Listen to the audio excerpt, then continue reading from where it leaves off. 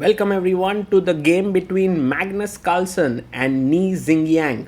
This is the game at the FIDE World Blitz Team Championship, maybe one of the last Magnus games that we haven't yet published from this event. And Magnus shakes hands with his opponent. He's an IM with 2-3-5-6. He plays the Scandinavian and look at Magnus's reaction. He's like, what? Scandinavian against me?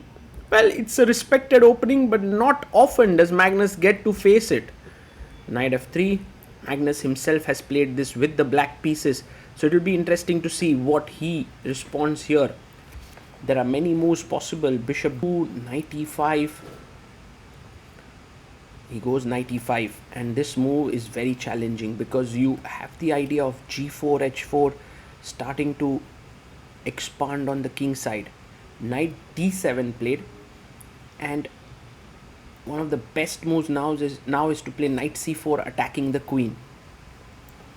Let's see if Magnus plays it. I think Nie Xinyang's opening idea has worked out because Magnus no longer can play just without thinking. He has to think a lot, and that gives Nie Xinyang at least 30 to 40 seconds time lead on the clock.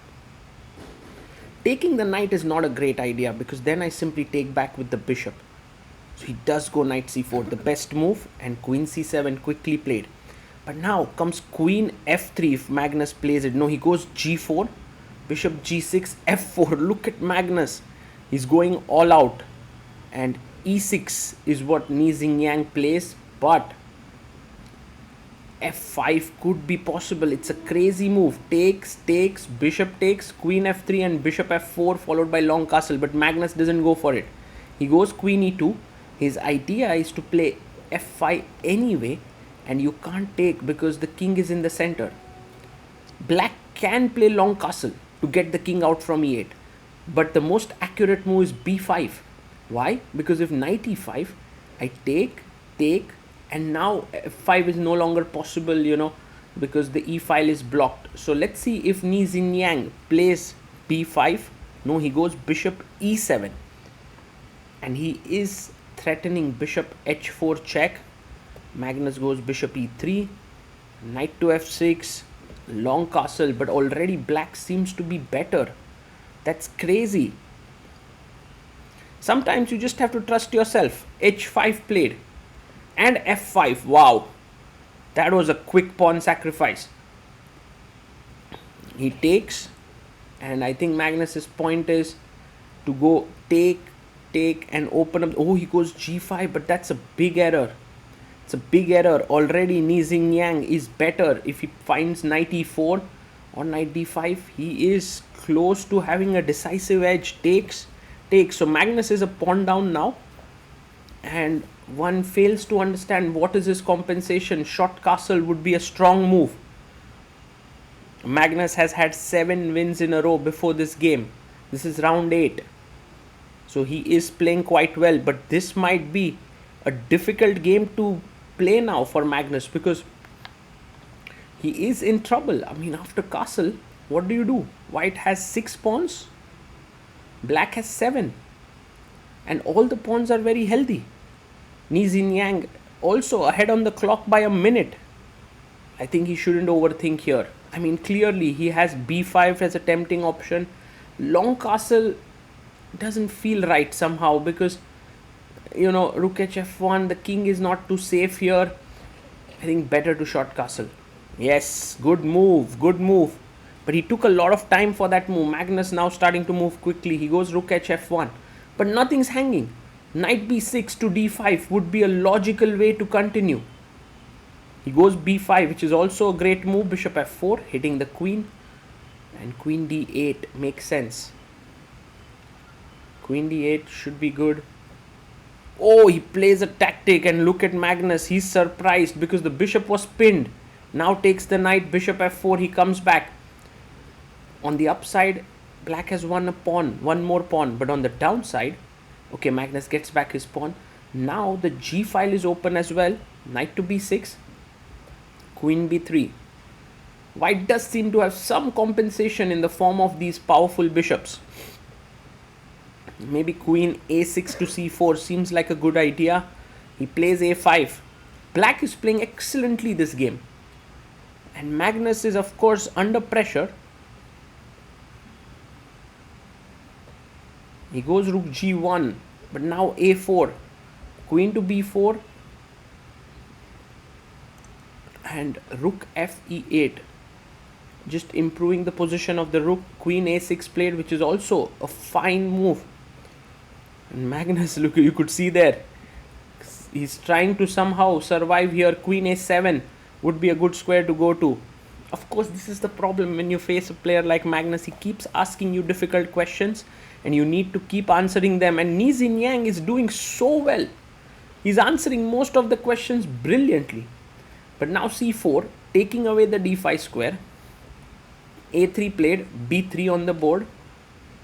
And I guess one idea is to go knight d7 to f6. Oh, he finds that as well. Knight d7 on the board.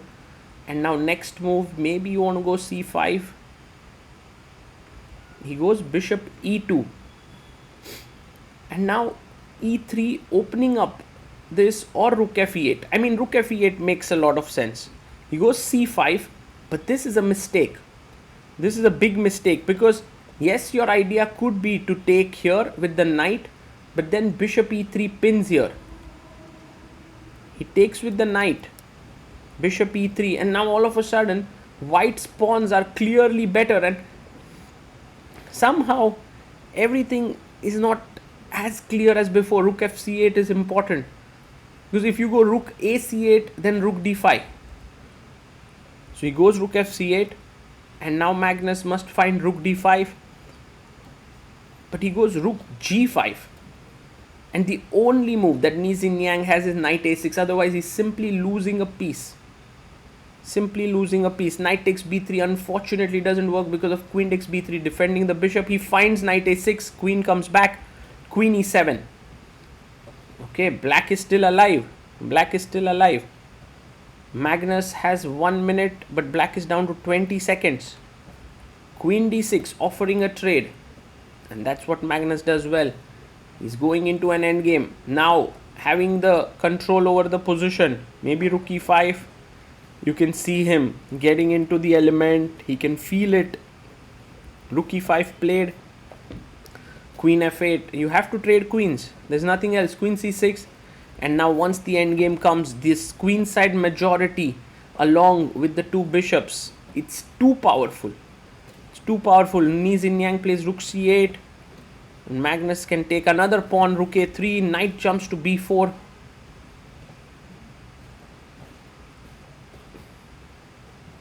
And king comes up to b2. He jumps in with a check.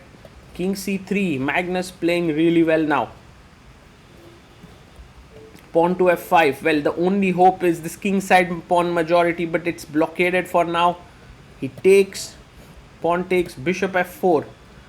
Just making sure that everything is blocked up here. Bishop f7, rook a4, and he's lost on time. And Magnus is like, yeah. No, actually, he's not lost on time. Oh my god. Magnus thought it was game over and he's just shaking his head. He's like, I'm sorry, I did that. Rook f3 and bishop d5. The pawn is pinned. Bishop e4, rook a7 played. He goes rook to e8, and now Magnus starts pushing his pawns. a4, g5 played, and bishop d6. And this time Nie Xinyang has lost on time. Maybe Magnus just manifested that a few seconds ago. Well, what a game, by the way, by the black player. I mean, it was too good. He was playing for the Chongqing Kailin Chess Club, and Nie Xinyang put incredible pressure on the world number 1. And Magnus, you can see there, he is not impressed with his play. He's shaking his head, but in the end, he got the job done. Freedom begins with a choice. In 2008, we made ours. Freedom knows no borders. Step by step, we became part of the global financial system. In 2019, we went public on NASDAQ. In 2024, we built a digital ecosystem. Fintech, lifestyle, telecom, everything comes together in one unified digital space. Today, Freedom is a system that shapes markets. $2 billion in annual revenue, $9.3 billion market capitalization, 11 million customers, 11,300 plus employees, 230 offices worldwide. Freedom begins with a choice, and every day we make it again. Freedom Holding Corp. One ecosystem, many possibilities.